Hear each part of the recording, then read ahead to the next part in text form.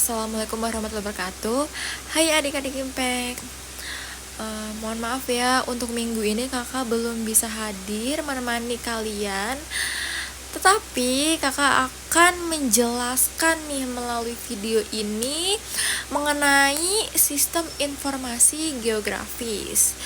Jadi kalian simak baik-baik ya videonya. Nah, buat kalian yang bertanya-tanya apa sih sistem informasi geografis? Nah, sistem informasi geografis atau SIG dalam bahasa Inggris disebutnya itu adalah Geographic Information System atau GIS, adalah sistem informasi khusus yang mengelola data yang memiliki informasi spasial atau bereferensi ke ruangan. Nah, jadi SIG ini dirancang khusus untuk mengumpulkan, menyimpan, mengelola, menganalisis, dan menampilkan semua bentuk informasi yang memiliki referensi geografis atau lokasi di permukaan bumi. Nah, jadi itu kan ada 3 ya, sistem informasi geografis. Yang pertama itu ada sistem. Nah, sistem ini tuh artinya ada kerjasama antara perangkat itu ada komputer dan penggunanya itu manusia. Jadi antara perangkat komputer dan manusia. Ini untuk sistemnya ya. Dan untuk informasinya adalah menghasilkan data yang berguna, bukan sekedar gambar. Terus ada geografis. Nah, geografis ini itu berarti data tersebut punya koordinat atau letak pastinya di bumi. Jadi, secara sederhana, sistem informasi geografis itu adalah sistem komputer yang digunakan untuk mengelola data yang memiliki lokasi di permukaan bumi. Jadi seperti itu untuk sistem informasi geografis. Di sini kakak akan menjelaskan 4 komponen utama sistem informasi geografis nih. Yang pertama ada perangkat keras atau hardware. Nah, hardware adalah fisik atau alat yang digunakan untuk menjalankan sistem. Nah, untuk alat inputnya itu seperti scanner, digitizer, GPS atau drone untuk mengambil data dari lapangan. Nah, untuk alat prosesnya itu seperti unit komputer atau CPU dengan RAM dan kartu grafis VGA yang kuat. Nah, dikarenakan mengolah peta membutuhkan tenaga yang besar. Dan untuk yang terakhir ada alat output. Nah, untuk alat outputnya itu monitor untuk menampilkan peta, serta printer atau plotter untuk mencetak peta ukuran besar. Jadi di sini untuk alat fisiknya itu ada komputer, laptop atau PC untuk mengelola data atau GPS dan mengambil titik koordinat di lapangan, dan printer atau plotter untuk mencetak peta. Yang kedua ini ada perangkat lunak atau software.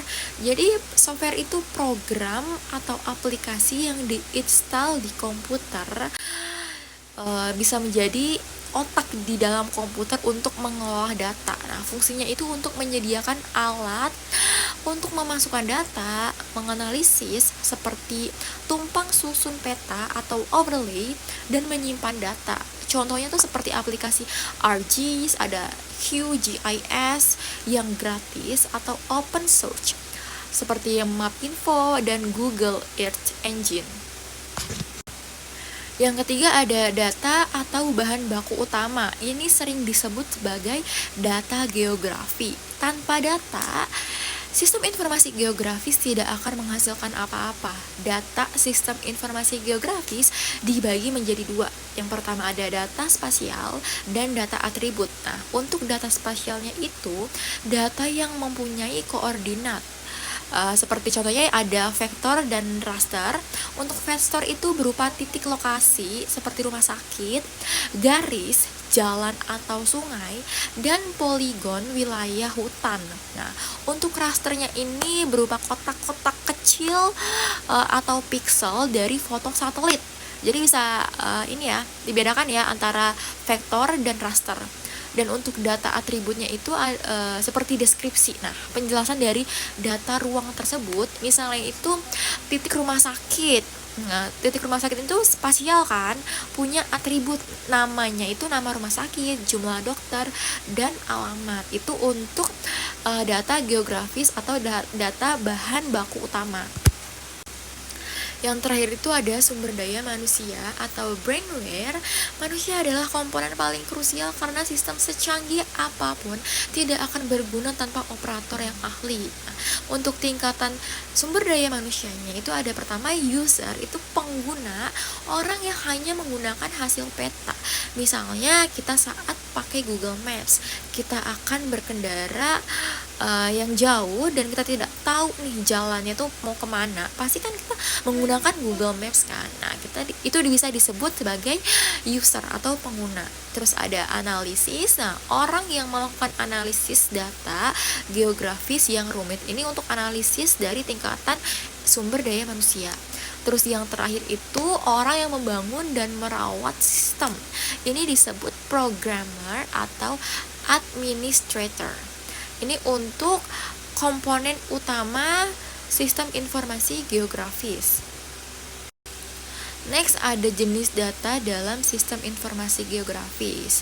Jenis data ini dibagi menjadi dua, yaitu yang pertama ada data spasial, yang kedua itu ada data atribut. Untuk data spasial ini, data yang menunjukkan lokasi atau ruang di permukaan bumi. Jadi untuk data spasial juga dibagi lagi nih menjadi dua, ada raster dan vektor. Untuk rasternya ini itu data yang berbentuk kotak-kotak atau pixel. Contoh paling gampangnya adalah foto satelit. Semakin rapat pixelnya, semakin jelas gambarannya. Ini untuk raster ya. Dan untuk vektor ini terdiri dari yang pertama nih, terdiri dari titik. Titik itu misalnya contohnya nih tiang listrik.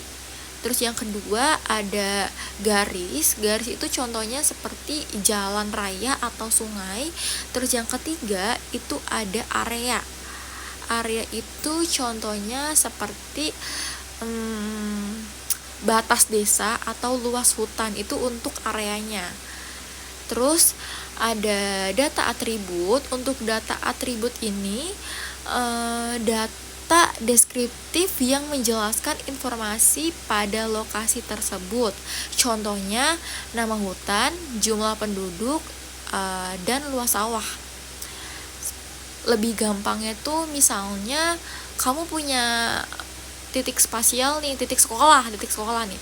Kamu punya titik sekolah, terus data atributnya itu berisi nama sekolah, jumlah guru, nama kepala sekolah, dan akreditasi sekolahnya. Misalnya A, B, atau C, itu untuk data atribut. Next, di sini ada tahapan kerja sistem informasi geografis. Tahapan kerja ini dibagi menjadi 4. Yang pertama itu ada masukan atau input, seperti data dari lapangan, peta tabel, atau citra penginderaan jauh. Nah, proses memasukkan data mentah bisa dari hasil foto drone, data GPS lapangan, atau mengubah peta kertas menjadi digital. Disebut proses digitasi. Terus yang kedua ada proses. Proses itu seperti memanggil, memanipulasi, dan menganalisis data yang tersimpan. Nah, di sini tuh data diolah. Contoh yang paling terkenal itu adalah overlay. Overlay itu seperti yang kakak jelasin tadi, itu adalah tumpang susun. Jadi logika overlay itu kamu menumpuk peta curah hujan di atas peta kemiringan lereng untuk mengetahui wilayah mana yang paling rawan longsor. Ini untuk proses. Terus ada jenis analisis. Jenis analisis ini seperti analisis lebar, analisis penjumlahan aritmatika, dan analisis garis bidang. Dan untuk yang terakhir itu ada keluaran atau output. Nah, hasil ini berupa peta, file digital, atau tayangan. Bisa disebut display. Jadi untuk tahap akhir ini di mana data ditampilkan, tetapi hasilnya bisa berupa peta digital di layar, peta cetak, atau laporan statistik yang menunjukkan kesimpulan dari analisis tadi. Itu untuk tahapan kerja sistem informasi geografis. Gak kerasa nih kita memasuki pembahasan terakhir, yaitu manfaat sistem informasi geografis dalam kehidupan. Nah, manfaat ini tuh dibagi lagi nih menjadi 4. Yang pertama itu ada manajemen bencana, yang kedua ada perencanaan wilayah, yang ketiga ada lingkungan hidup, dan yang terakhir itu ada kesehatan. Nah, untuk yang pertama itu ada manajemen bencana. Manajemen bencana ini memetakan zona rawan gempa dan jalur evakuasi. Seperti contohnya prediksi banjir, itu menghitung wilayah mana yang akan terendam jika debit air sungai naik. Itu untuk prediksi banjir. Terus ada zona rawan bencana, itu tuh membuat peta daerah rawan gempa, letusan gunung api, atau tanah longsor. Dan yang terakhir itu ada evakuasi. Nah, evakuasi ini menentukan jalur tercepat menuju tempat pengungsian saat terjadinya bencana. Itu untuk manajemen bencana. Yang kedua itu ada perencanaan wilayah. Jadi untuk perencanaan wilayah itu menentukan lokasi pembangunan pasar, rumah sakit, atau pemukiman. Nah, untuk perencanaan wilayah ini dibagi menjadi 3. Yang pertama itu ada zona wilayah, yang kedua ada perencanaan transportasi, dan yang ketiga itu ada fasilitas umum. Terus ada lingkungan hidup. Lingkungan hidup ini adalah manfaat yang paling besar untuk menjaga bumi kita. Nah, lingkungan hidup ini dibagi menjadi 3 ya. Yang pertama itu ada pemetaan penggunaan lahan, yaitu mengetahui perubahan lahan, misalnya hutan yang berubah menjadi perkebunan atau pemukiman. Ini untuk pemetaan penggunaan lahan. Terus yang kedua ada inventarisasi sumber daya alam, yaitu mengetahui potensi kekayaan alam di suatu daerah seperti persebaran tambang, minyak bumi, atau jenis kayu di hutan. Terus yang terakhir ada pemantauan pencemaran. Nah, pemantauan pencemaran ini melacak persebaran limbah di sungai atau polusi udara di kota besar. Itu untuk lingkungan hidup. Terus yang terakhir itu contohnya seperti memetakan penyebaran penyakit menular seperti COVID-19 atau DBD. COVID-19 yang terjadi pada tahun 2021. Itu untuk manfaat sistem informasi geografis. Jadi itu semua pembahasan mengenai sistem informasi geografis. Jika kakak ada salah kata atau kalian kurang mengerti, setelah ini Kak Almi akan men-share video pembahasan tentang sistem informasi geografis lebih lanjut.